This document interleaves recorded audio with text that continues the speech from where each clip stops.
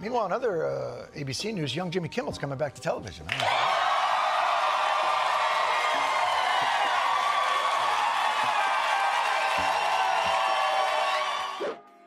Jon Stewart, Stephen Colbert, and Seth Meyers are celebrating Jimmy Kimmel's return to TV.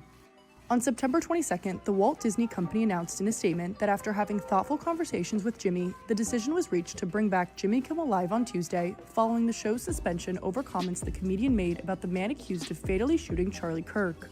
Disney is bringing him back on the air tomorrow. ABC says in a statement that we made the decision last week to suspend production to avoid further inflaming a tense situation at an emotional moment.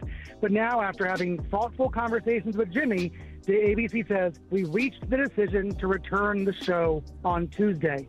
So Kimmel's getting back to work. Wow, Brian, that is significant, especially given that some of the players outside of Disney in a corporate setting, like Nexstar and Sinclair, they essentially have deals that allowed them to preempt his show, and that's part of the reason that it was suspended. Yeah. Did y'all really think we weren't going to talk about Jimmy Kimmel? I support Jimmy Kimmel. Someone's got to step up. Enough. We're not going to bow. I think Jimmy Kimmel's terrible. You know what suspended him? His talent. You know what else? His ratings. Disney issued a surprise update this afternoon. Kimmel will be back on the air tomorrow night. The company said they suspended production last week to avoid further inflaming a tense situation at an emotional moment for our country. Do we know how they might react to this? We don't, and that becomes the big question now. Will these local station affiliates choose to air Jimmy Kimmel Live, or will they continue to protest the comedian, even though the network is bringing him back nationwide? ABC does gently chastise Kimmel in this statement. The statement says, quote, "The decision to suspend him, we made it because we felt some of the comments were ill-timed and thus insensitive." So they're very gently saying they disagreed with Kimmel last week, but obviously they're bringing him back as of tomorrow. Late-night hosts who showed support for Kimmel last week, condemning ABC's decision to preempt the show, were happy to hear the latest update. Jon Stewart announced Kimmel's return in the beginning of his Daily Show monologue on Monday, leading to a roar of applause from the audience. Meanwhile, in other ABC news, young Jimmy Kimmel's coming back to television.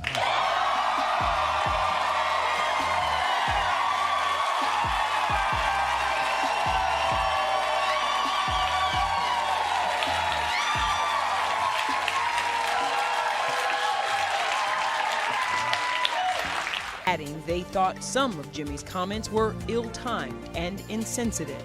This morning, before the news broke, The View broke its silence on the suspension drama. No one silences us. Both shows share the same network, ABC, and parent company, Disney.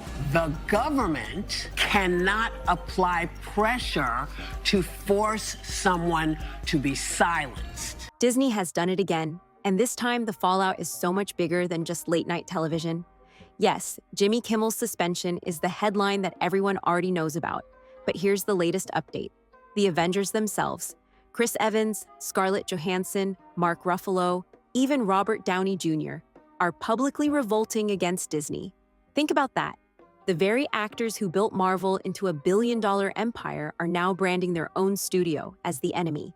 The spark was Kimmel's monologue, where he criticized how right-wing voices tried to twist the assassination of Charlie Kirk into political theater.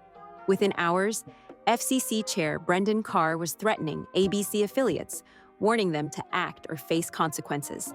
Networks like Nexstar and Sinclair, both chasing multi-billion-dollar mergers, panicked. And Disney? Instead of standing by its talent, it pulled the trigger and suspended Kimmel indefinitely. Now here's where the story escalates. Colbert, Fallon, Wanda Sykes, they all came out swinging. But the real shockwave hit when Marvel's Avengers united against their own studio. Ruffalo declared that silencing comedians is just the start. Actors and writers will be next. Evans called out Disney's submission to political intimidation. Johansson labeled the suspension morally bankrupt. And Robert Downey Jr., usually diplomatic, stunned fans by calling Disney's move cowardly and branding it the House of Silence. The backlash is spreading fast. Boycotts of Disney Plus and Marvel films are trending. Fans are posting cancellation receipts. Even conservative voices like Megyn Kelly and Tucker Carlson, who usually spar with Kimmel, are warning this is dangerous ground. What began as a late-night monologue has now spiraled into a constitutional flashpoint, with Disney caught in the middle of a cultural firestorm that could redefine its legacy. The entire controversy began with a single late-night monologue. Jimmy Kimmel addressed the assassination of Charlie Kirk, calling out those who rushed to spin it for political gain. Within hours, the backlash was fierce. FCC Chair Brendan Carr declared Kimmel's remarks the sickest conduct possible and warned ABC affiliates they could lose their licenses if they continued airing the show. That wasn't just criticism, it was a direct threat from a regulator. Networks under pressure moved fast. Nexstar, which controls dozens of ABC stations and is in the middle of a $6.2 billion merger push, announced it would preempt Kimmel's program. Sinclair followed the same path. Their message was clear. With government approval of their deals on the line, they weren't going to risk angering Washington. Disney executives held emergency calls. Faced with the prospect of affiliates breaking ranks and regulators watching closely, they made their move. Earlier, the ACLU announced 400 celebrities, including Jennifer Aniston, Tom Hanks, and Meryl Streep, had signed an open letter condemning Kimmel's suspension. This morning, I'm canceling my Disney Plus. I'm trying to say with the pocketbook that I do not support what they're doing with Jimmy. I just canceled my Disney Plus and Hulu subscriptions. ET has learned that Jimmy's staff members did not have to be in the office today, but were already being paid for the week. It would be very hard to go back when your parent company does you the way that they just did Jimmy. Jimmy Kimmel Live was suspended indefinitely. Officially, the company framed it as a review of standards of conduct. But leaks from inside ABC painted a very different picture. Many executives admitted they didn't believe Kimmel had crossed a line. They were acting out of fear of losing licenses, fear of losing leverage in pending mergers, fear of government retaliation. And that decision, to bend under pressure rather than stand behind their talent, was what transformed this from a TV dust-up into a cultural flashpoint. It wasn't about one joke anymore. It was about whether Disney, the most powerful name in entertainment, was willing to enforce political silence. The suspension didn't just silence one late-night host. It lit up the comedy world. Stephen Colbert opened his show with a line that instantly went viral. "Tonight, we are all Jimmy Kimmel." He mocked the censorship as a dangerous precedent and warned that giving in to political intimidation would only embolden it. Jimmy Fallon struck a more measured but equally pointed tone. Looking straight into the camera, he told his audience, "This isn't about a joke. It's about free speech." He reminded viewers that the heart of comedy has always been the ability to speak freely, even when it makes people uncomfortable. Wanda Sykes was set to appear on Kimmel's show the very night it was pulled. Instead, she recorded herself in full makeup, furious that her appearance had been wiped off the schedule. Her message was blunt. The issue wasn't about one comedian. It was about whether artists could keep speaking their truth at all. The solidarity spread quickly across networks. Late-night hosts, stand-up comics, and writers all saw the danger in letting this pass quietly. For them, it wasn't about protecting Kimmel personally. It was about defending the idea that comedy is supposed to challenge power, not be controlled by it. By the end of the week, what had started as Disney's attempt to avoid controversy had become exactly the opposite. The comedy community was united, and their message was clear. If Kimmel could be silenced, anyone could. What Disney didn't expect was that its biggest stars would be the ones to escalate the backlash. The Avengers themselves, faces of Marvel's multi-billion-dollar empire, broke ranks and spoke out against their own studio. Mark Ruffalo hit first. In a live stream, he warned, "If comedians can be silenced, actors are next, writers are next, directors are next. Every voice that challenges power becomes a target." His words landed hard, framing Disney as not just a corporation under pressure, but as a company choosing complicity. Chris Evans, known worldwide as Captain America, reposted Stephen Colbert's "We Are All Jimmy Kimmel" monologue with 2 words: exactly this. Fans immediately drew the parallel. On screen, he defended freedom. Off screen, he was doing the same. Over the weekend, Jimmy's cousin Sal, a writer and performer on the show, teased more drama ahead. There are a couple bombshells still there. Everything's going to be just fine.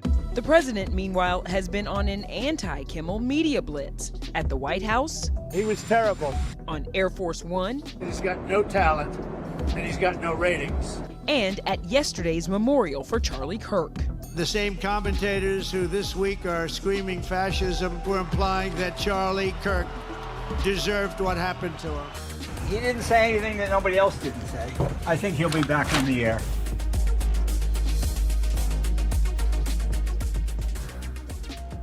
Scarlett Johansson didn't hold back either. In an interview with a trade publication, she called Disney's decision morally bankrupt. For her, it wasn't just about Kimmel. It was about whether any artist could trust the company to protect their creative voice. Then came Robert Downey Jr., usually careful to avoid controversy.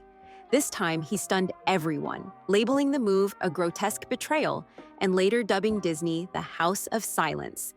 Coming from Iron Man himself, it was a headline that no amount of corporate spin could erase. For Disney, this was a nightmare. The very actors who built the Marvel brand into a cultural juggernaut were now branding their employer as authoritarian. Fans saw the symbolism instantly. The heroes who fought tyranny on screen were now challenging their studio in real life. And that's when the story shifted again. From late-night controversy to full-scale rebellion inside Disney's own empire. While Disney scrambled to contain the fallout, President Trump poured gasoline on the fire. Instead of distancing himself, he openly celebrated Kimmel's suspension. On Truth Social, he congratulated ABC for finally having the courage to do what had to be done, while brushing off Kimmel as untalented with bad ratings.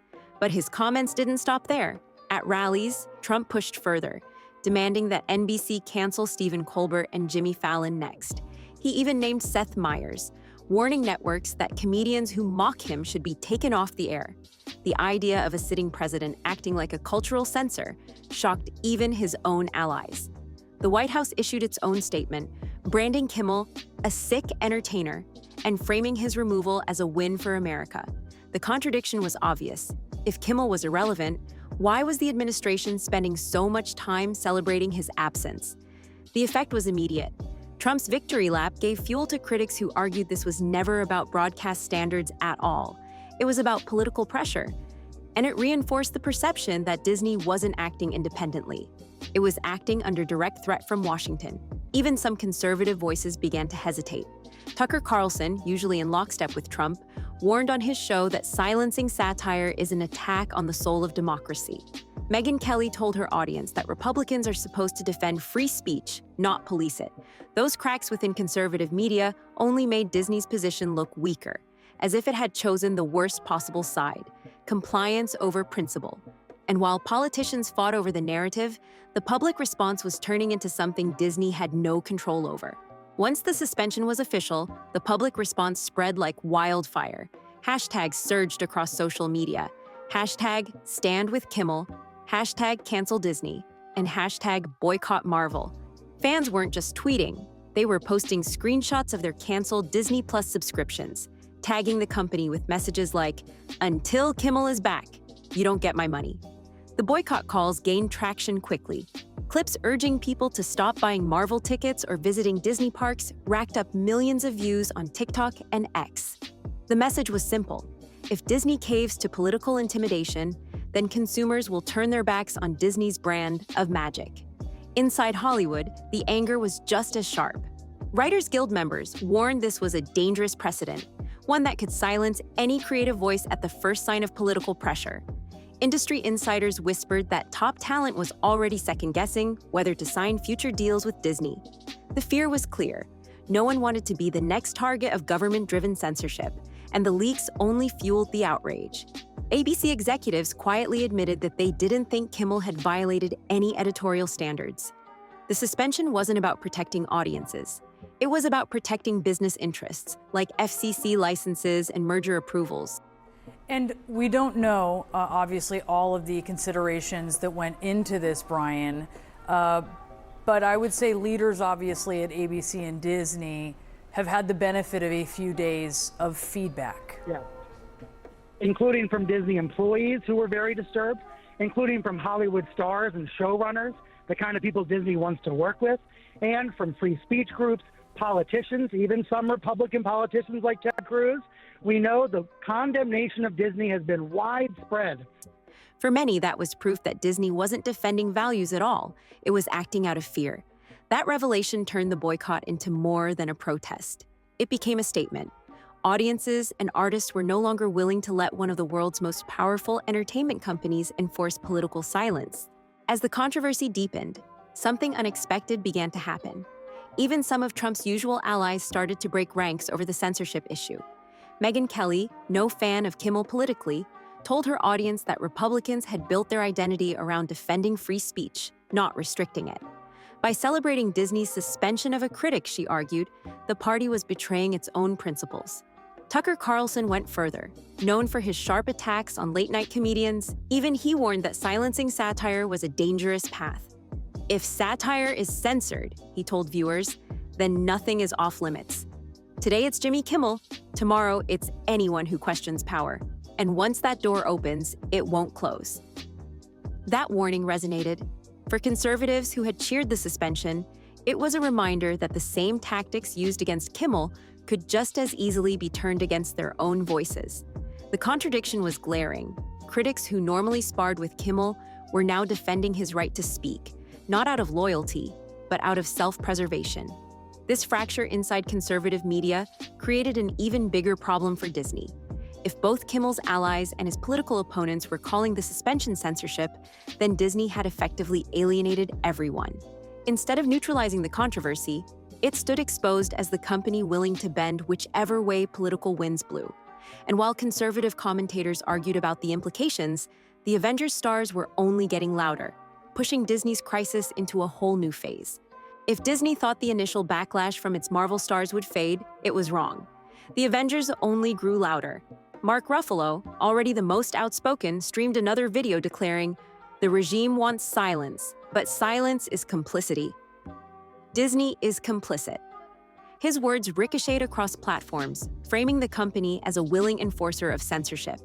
Chris Evans doubled down, amplifying Colbert's viral defense of Kimmel with captions like, "Exactly this and no inch." For fans, the parallels were impossible to ignore. On screen, Evans played Captain America, a symbol of resistance. Off-screen, he was stepping into that same role, this time against his own studio. Scarlett Johansson sharpened the attack in an interview, warning that the Marvel brand meant nothing if the company behind it surrendered to political intimidation. Her bluntness hit the core of Disney's image. How can a studio market freedom and heroism when its actions signal fear and compliance? And then Robert Downey Jr. delivered another blow. In a podcast, he told listeners, Disney doesn't own freedom. Freedom is bigger than any brand coming from the actor who built Marvel into a global phenomenon. That line carried weight far beyond Hollywood. Fans seized on the symbolism. TikTok edits cut together clips of Iron Man saying, "I am Iron Man," with Downey's criticisms of Disney. The comedian then poked fun at the boycott campaign against Disney. I want to say this seriously. That campaign that you all launched, pretending that you were going to cancel Hulu, while secretly racing through 4 seasons of Only Murders in the Building, that really worked. Congratulations. Wasn't it interesting to try and figure out all the tentacles Disney has in your daily life? It's one thing to swear off cruises, but the Avengers? Nah. Others paired Captain America's "I can do this all day" with Evans' posts. What started as comments turned into a cultural rebellion. The Avengers weren't just characters anymore. They were seen as real-life critics, calling out the empire that made them famous. For Disney, the optics were devastating. Its biggest stars had transformed into its fiercest opponents, and audiences loved every second of it. By this stage, the Disney-Kimmel controversy had exploded far beyond late-night television. It was no longer just about one host, one monologue, or even one company. Legal experts began warning that the FCC's direct threats could amount to unconstitutional government interference in free expression. Constitutional scholars pointed out that if this precedent stood, any broadcaster could be silenced at the whim of political power. News outlets framed it as a test of corporate integrity. CNN devoted entire panels to the crisis, calling it a textbook case of political intimidation. MSNBC anchors described it as proof that corporate America would cave whenever profits or licenses were on the line. Variety reported that Hollywood insiders were already whispering about boycotting Disney projects if the company didn't reverse course. Meanwhile, the symbolism kept growing. On TikTok, viral edits paired Captain America speeches about liberty with Chris Evans' posts blasting Disney. Iron Man's final lines were cut against Downey Jr.'s, "Freedom is bigger than any brand." These clips weren't just entertainment, they were cultural commentary, framing Marvel's heroes as real-world rebels and Disney as the villain in its own story. Consumers amplified that narrative with action. Hashtags like #StandWithKimmel and #HouseOfSilence trended for days. Fans shared receipts of Disney Plus cancellations, tagging the company with sharp one-liners. "Until free speech returns, my money doesn't." For Disney executives, this was the nightmare scenario. Every attempt to downplay the decision only fueled more outrage. Each day Kimmel remained off the air was another day Disney was painted as the face of censorship. Instead of being the dream factory, it was now being branded as the enforcer of silence. And with its own stars, its audience, and even parts of the political establishment aligned against it, Disney found itself trapped in a cultural storm it couldn't control. What started as a late-night monologue has spiraled into one of the most explosive cultural battles in recent memory. Disney's suspension of Jimmy Kimmel wasn't just a business decision. It exposed how political pressure, corporate fear, and creative freedom collide in today's media landscape. The result is unprecedented. The Avengers cast, the very faces of Disney's most profitable franchise, are now openly branding their own studio as a house of silence. Fans are canceling subscriptions, hashtags are trending, and even political commentators who normally clash with Kimmel are defending his right to speak. The symbolism is devastating. The heroes who once fought tyranny on screen are now fighting censorship in real life. Disney is stuck between two impossible choices. On one side, regulators and politicians threatening licenses and mergers. On the other, Hollywood talent, audiences, and critics demanding the company stand up for free expression. Every day Kimmel remains off the air deepens the perception that Disney has abandoned principle for compliance. And this is why the crisis won't fade quickly. It's no longer about late-night comedy. It's about whether the most powerful entertainment company in the world will stand for creative freedom or enforce political silence. That question will shape not just Disney's legacy, but the future of media itself. The Avengers may have walked off the movie set, but their voices now carry a different kind of power. And if Disney doesn't change course soon, it risks losing more than just a late-night host. It risks losing the very trust and imagination that built its empire.